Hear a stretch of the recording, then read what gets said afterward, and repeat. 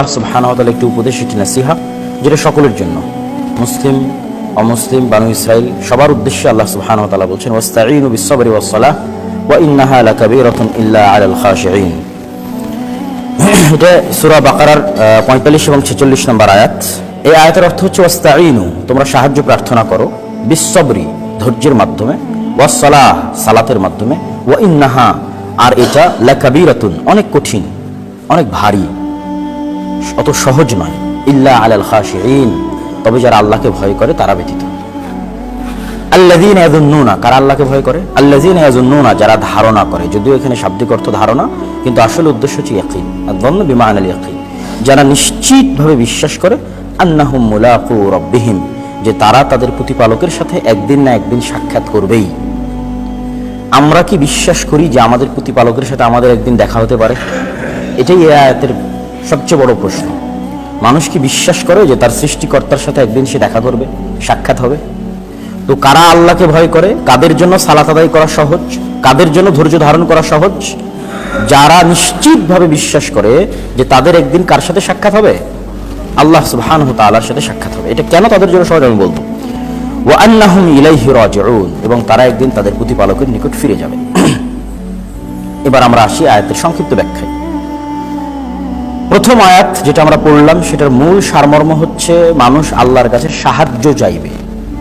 এই সাহায্য চাওয়াটা মানুষের আল্লাহর কাছে কোনো কিছু পাওয়ার থাকলে সেটা চাওয়া, বিপদে পড়লে সেখান থেকে উদ্ধার হতে চাওয়া, কোনো কষ্ট কোনো সমস্যায় থাকলে সেটা দূর হতে চাওয়া, কোনো কিছু পেতে চাইলে সেটা আল্লাহর কাছে চাওয়া যে আল্লাহ আপনি আমাকে দেন। এই যে কোনো কিছুর যদি মানুষের দরকার হয়, তাহলে মানুষ দুটো মাধ্যমে আল্লাহর কাছে চাইতে পারে। কয়টা মাধ্যমে? আপনার সন্তানের দরকার, সন্তান হচ্ছে না, দুই মাধ্যমে চাইতে পারেন। আপনার অনেক টাকা পয়সার দরকার, ধনী হওয়ার দরকার, আল্লাহর কাছে চাইবেন, দুইটা মাধ্যমে চাইতে পারেন। আপনি অনেক বিপদে পড়েছেন, বিপদ থেকে উদ্ধার হতে চান, দুইটা মাধ্যমে আল্লাহর কাছে চাইতে পারেন। আপনি অসুস্থ হয়ে গেছেন, আপনার ছেলে অ্যাক্সিডেন্ট করেছে, আপনার ছেলে মেয়ে হারিয়ে গেছে, পানিতে ডুবে গেছে, আপনার আল্লাহর সাহায্য দরকার, আপনি দুইটা মাধ্যমে আল্লাহর কাছে সাহায্য চাইতে পারেন। কথা কি আমার বোঝা যায়? সেই দুইটা মাধ্যমের এক নাম্বার হচ্ছে আস-সবর, ধৈর্য। এক নাম্বার কি? ধৈর্য। তথা আপনি যদি বলেন যে হে আল্লাহ আপনি আমাকে সন্তান দেন, তো এই এখনই আল্লাহ সুবহানাহু ওয়া তাআলা দিবেন, এটা হওয়া যাবে না। এটার উপর কি লাগবে? ধৈর্য লাগবে। ধৈর্য কিন্তু তিন প্রকার। কয় প্রকার? ধৈর্য কয় প্রকার? তিন প্রকার। কি কি ধৈর্য? সৎ আমলের উপর ধৈর্য, অসৎ কাজ থেকে বিরত থাকায় ধৈর্য, বিপদে ধৈর্য। ব্যাখ্যা দিচ্ছি। ধৈর্য শব্দের শাব্দিক অর্থ হচ্ছে, যেটাতে আরবিতে সবর শব্দটা যে অর্থে ব্যবহার হয়। কি অর্থে ব্যবহার হয়? যখন আমরা মুরগিকে টোপার মধ্যে ধরি, টোপা বুঝেন? ওটাকে আরবিতে বলে যে সবারা ইয়াসবুরু, যে আমি মুরগিকে টোপার মধ্যে আটকে রেখেছি। এটার জন্য আরবিতে সবর শব্দ ব্যবহার হয়। তাহলে সৎ কাজের উপর ধৈর্য মানে, ওই যে মুরগিকে আপনি আটকে রেখেছেন, তখন প্রতিদিন সকালে কোরআন তেলাওয়াতের উপর নিজেকে কতক্ষণ আটকে রাখতে পেরেছেন? কথা মানে বুঝতে পারেননি? কথা কি বুঝতে পারছেন? 5 ওয়াক্ত সালাতে প্রতিদিন মসজিদে আসতে হবে, এটার উপর কতক্ষণ নিজেকে আটকে রাখতে পেরেছেন, ধরে রাখতে পেরেছেন?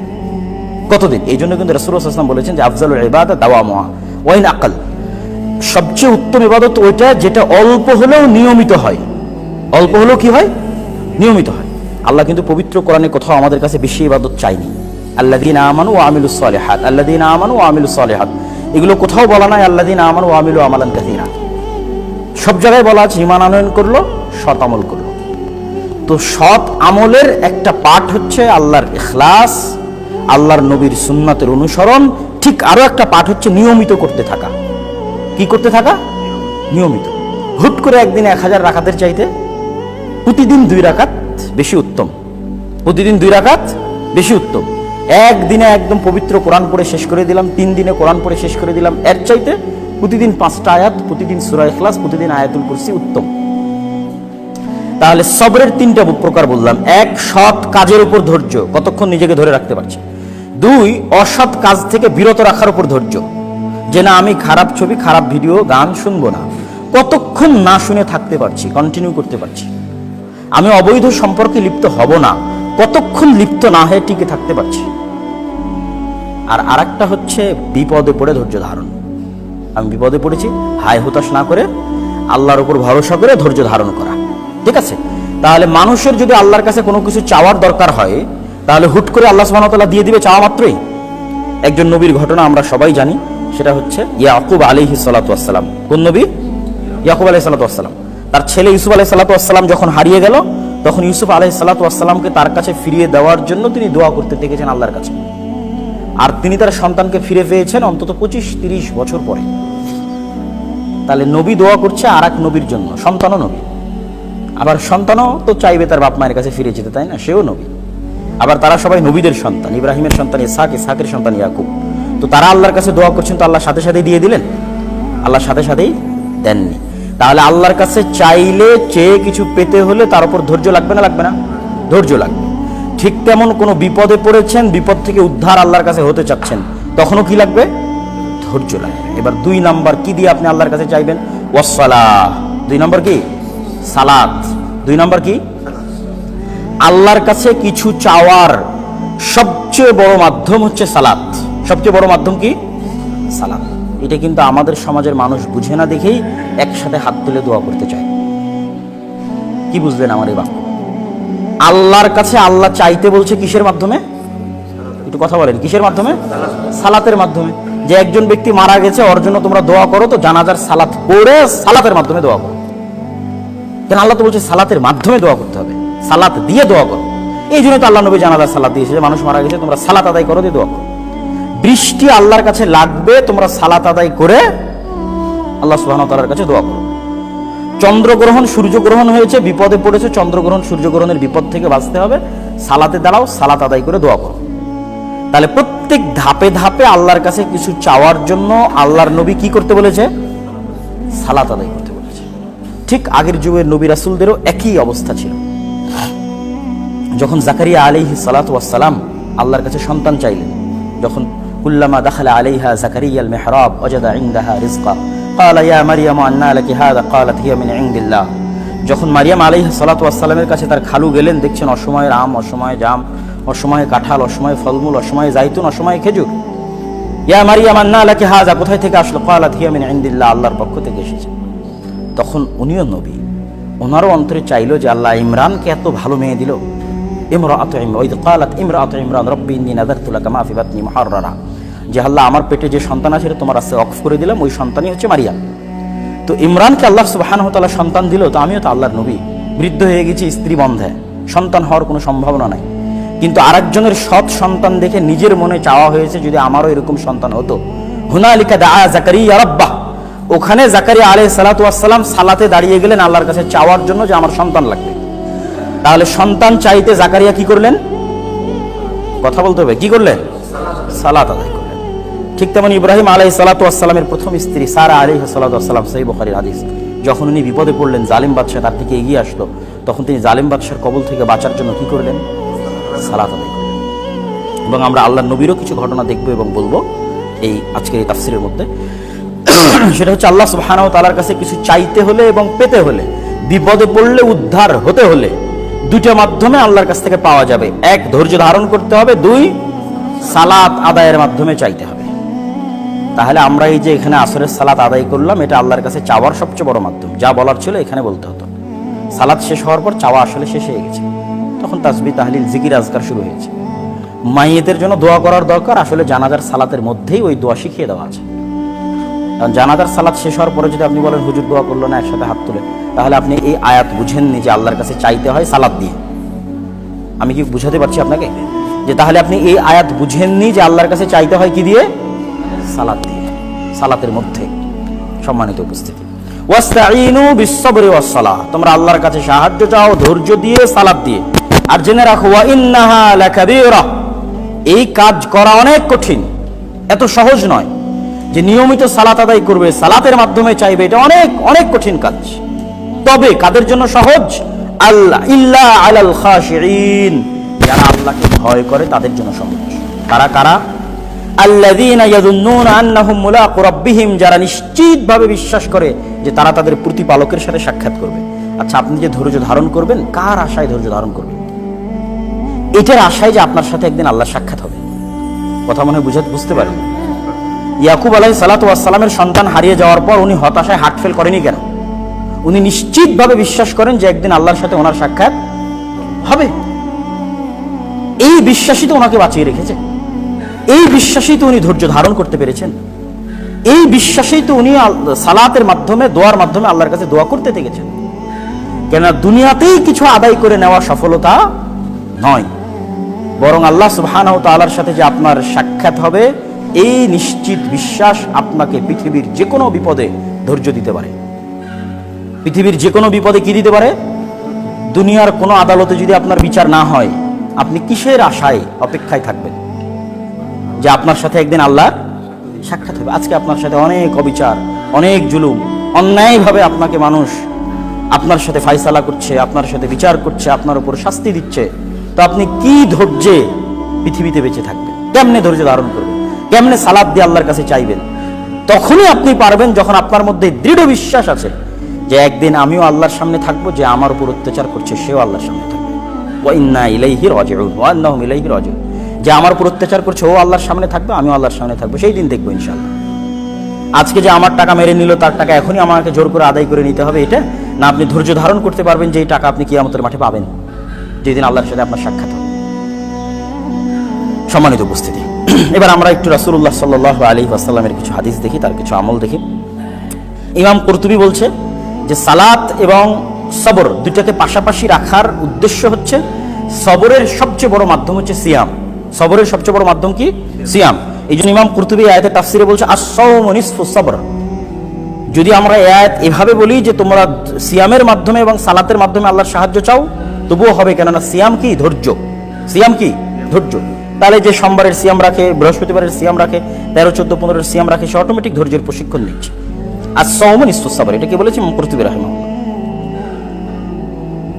আর আমরা যে প্রকারগুলো বললাম, যেমন এই যে ওমর ইবনুল খাত্তাব রাদিয়াল্লাহু তাআলা আনহুর একটা কওল এখানে দেওয়া আছে তাফসীর ইবনে কাসির, আস-সাবরু সাবরান, ধৈর্য হচ্ছে দুই প্রকার। সাবরানিল মুসিবাহ, বিপদ থেকে ধৈর্য, ওয়াস সাবরু আন মাহারিমিল্লাহ, আল্লাহর হারাম থেকে বিরত থাকার ক্ষেত্রে ধৈর্য। সম্মানিত উপস্থিতি, রাসূলুল্লাহ সাল্লাল্লাহু আলাইহি ওয়াসাল্লামের একটা ঘটনা এখানে উল্লেখ করা আছে। আলী রাদিয়াল্লাহু তাআলা আনহু বর্ণিত, তিনি বলেন, লাকাদ রাআইতানা লাইলাতা বদরিন ওয়া মা ফিনা ইল্লা নাঈমুন গায়রা রাসূলিল্লাহি সাল্লাল্লাহু আলাইহি ওয়াসাল্লাম ইউসাল্লি ওয়া ইয়াদউ হাত্তা আসবাহা। বদরের দিন, বদরের যুদ্ধের রাতে আমরা দেখেছি আমাদের মধ্যে সবাই রাতে ঘুমিয়ে গেছিল, একমাত্র যিনি ঘুমাননি তিনি আল্লাহর নবী। একমাত্র যিনি ঘুমাননি তিনি কে? আল্লাহর নবী। বদরের আগের রাতে, কথা বুঝতে পেরেছেন? আলী রাদিয়াল্লাহু তাআলা বলছেন, তিনি কি করছিলেন? ইউসাল্লি ওয়া ইয়াদউ, টানা সালাত আদায় করছিলেন আর আল্লাহর কাছে দোয়া করছিলেন। টানা সালাত আদায় করছিলেন আর আল্লাহর কাছে দোয়া করছিলেন। তিনি আল্লাহর নবী। তিনি কার নবী? আল্লাহর নবী।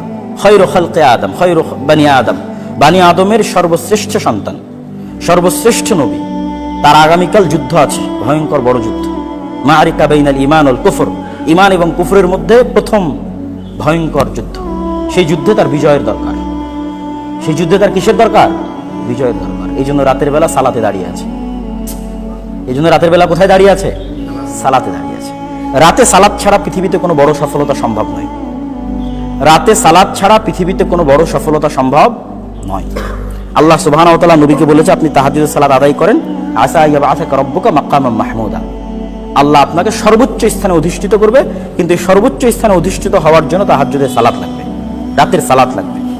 আপনার উপর কঠিন দায়িত্ব আসতেছে, মুজাম্মিল সূরা মুজাম্মিলের মধ্যে যে আপনার উপর কঠিন দায়িত্ব আসছে, কোরআন এবং ওহীর দায়িত্ব, এটা আপনি বহন করতে পারবেন না যদি না রাতে সালাত আদায়ের অভ্যাস তৈরি না করেন।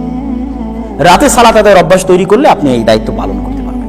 তাহলে পৃথিবীর যে কোনো বড় সফলতা, যে কোনো ভারী সফলতা, যে কোনো বিশাল অর্জন মানুষ লাভ করতে পারে রাতের সালাতের মাধ্যমে। ওয়াস্তাঈনু বিস-সাবরি ওয়াস-সালাহ, ধৈর্যের মাধ্যমে, সালাতের মাধ্যমে। আমরা তারপরের আয়াতে চলে যাই। তারপরের আয়াতে আল্লাহ সুবহানাহু ওয়া তাআলা বলছেন, এই আয়াতের সংক্ষিপ্ত তাফসীর করে আমরা আমাদের মূল বক্তব্যে প্রবেশ করব ইনশাআল্লাহ। ইয়া বানি ইসরাঈল আযকুরু নি'মাতি আল্লাতী আন'আমতু আলাইকুম ওয়া আন্নী ফাদ্দালতুকুম আলাল আলামিন। আবার আল্লাহ বানি ইসরাঈলদের কথা বলা শুরু করলো, এটা দ্বিতীয়বার হলো।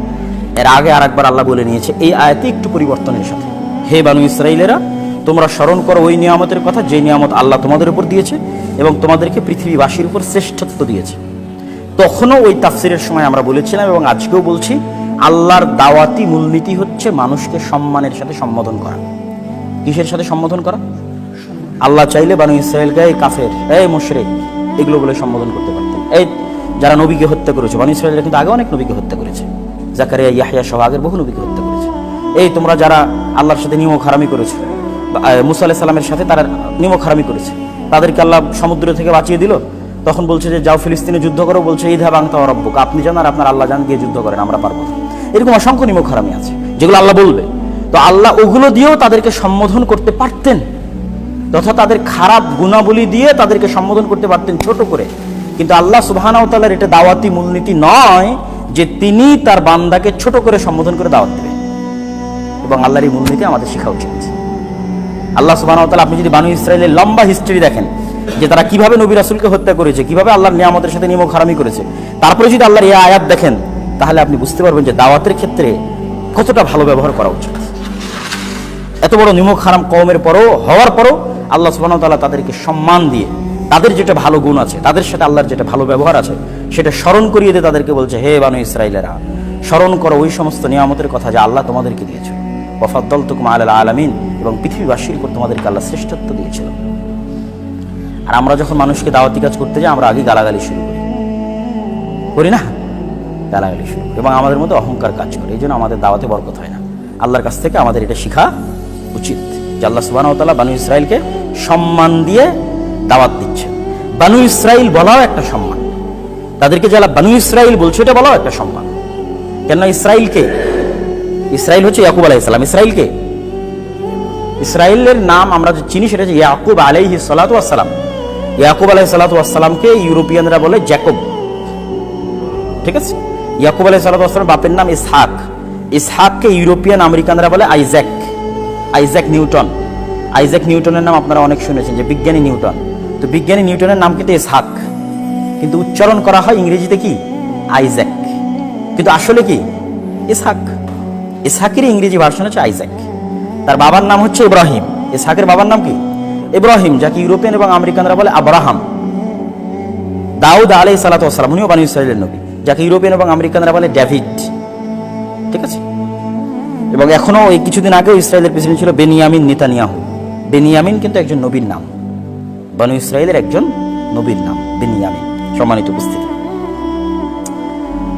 তো তাদেরকে বানু ইসরাইল বলে সম্বোধন করা একটা সম্মান। ইসরাইলের সন্তানেরা, ইসরাইল মানে ইয়াকুব আলাইহিস সালাতু ওয়াস সালাম। ইয়াকুব আলাইহিস সালামের কয় সন্তান ছিল? 12 সন্তান। কয় সন্তান? 12 সন্তান। ইয়াকুব আলাইহিস সালামের ছেলে ইউসুফ। ইউসুফ আলাইহিস সালামেরা কয় ভাই বোন? 12 জন ভাই। ইউসুফ আলাইহিস সালামের 11 ভাই তাকে কুয়াতে ফেলে দিয়েছে, বা 10 ভাই শরীক ছিলেন, এক ভাই শরীক হননি, যিনি তার নিজের মায়ের পেটের ভাই।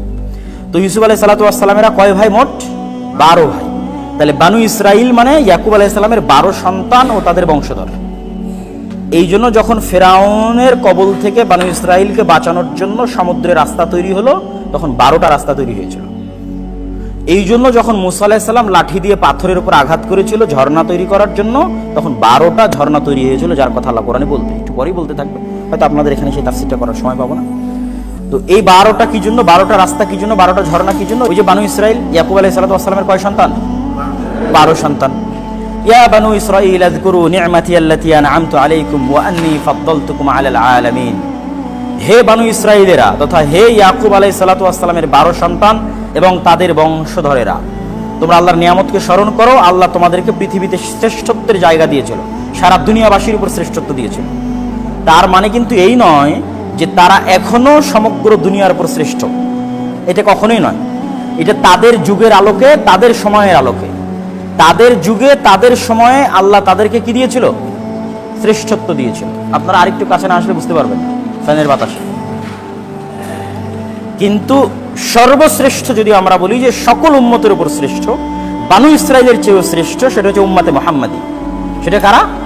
উম্মতে মুহাম্মাদি। কুনতুম খায়রা উম্মাতিন উখরিজাত লিন-নাস, যেটা আরেকটা হাদিসে রাসূলুল্লাহ সাল্লাল্লাহু আলাইহি ওয়াসাল্লাম বলেছেন যে আল্লাহ সুবহানাহু তাআলার যত উম্মত তিনি পৃথিবীতে প্রেরণ করেছেন, আনতুম খায়রুহা ওয়া আকরামুহা, হে উম্মতে মুহাম্মাদি তোমরা তাদের মধ্যে সর্বশ্রেষ্ঠ এবং সবচেয়ে সম্মানিত।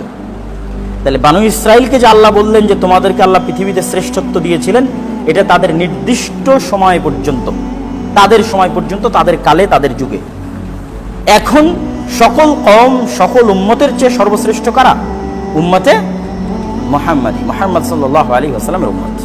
সম্মানিত উপস্থিতি, এরপরে আল্লাহ সুবহানাহু তাআলা বলছেন ওয়াত্তাকু ইয়াওমান লা তাজজি নাফসুন আন নাফসিন শাইআ ওয়া লা ইউকবালু মিনহা শাফাআতুন ওয়া লা ইউখাযু মিনহা আদল ওয়া লা হুম ইউনসারুন। আমরা শুধু এই আয়াতের অনুবাদ এবং সংক্ষিপ্ত তাফসীর করে আমাদের মূল আলোচনার দিকে এগিয়ে যাব ইনশাআল্লাহ। ওয়াত্তাকু ইয়াওমান, তোমরা ভয় করো ওই দিনকে, লা তাজজি নাফসুন আন নাফসিন, যেই দিন কোনো ব্যক্তি কোনো ব্যক্তির কাজে আসবে না। তোমরা ভয় করো ওই দিনকে যেই দিন কোনো ব্যক্তি কোনো ব্যক্তির কাজে আসবে না। ওয়ালা ইউকবালু মিনহা শাফাআহ, যেই দিন কারো সুপারিশ কাজে আসবে না।